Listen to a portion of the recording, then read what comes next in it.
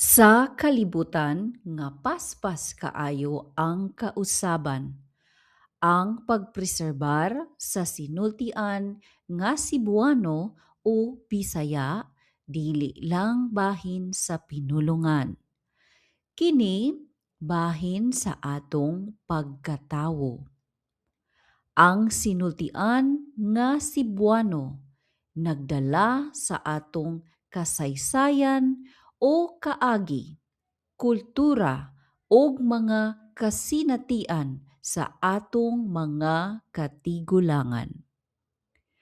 Kung mawala ang pinulungan, mawala usab ang paagi sa pag-istorya sa ilang mga istorya, mga panultihon ug mga pamaagi sa paghuna-huna nga talagsaon sa atong katawhan.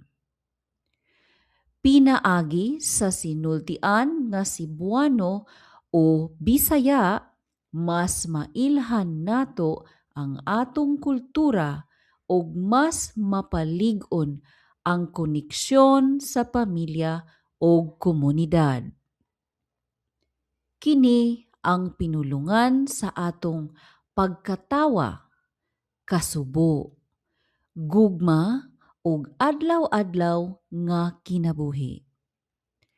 Ang pagpreserbar sa sinultian nga Cebuano o Bisaya dili lang para sa mga tigulang, para ni sa sunod nga henerasyon nga makaila pa sa ilang gigikanan ug makasabot sa ilang kabilin. Busa, atong gamiton, ampingan ug ipasa ang sinultian nga Cebuano o Bisaya. Kay kung atong kalimtan kini, atong kalimtan usab ang usa ka bahin sa atong kaugalingon. If this video has helped you, please like and subscribe for more.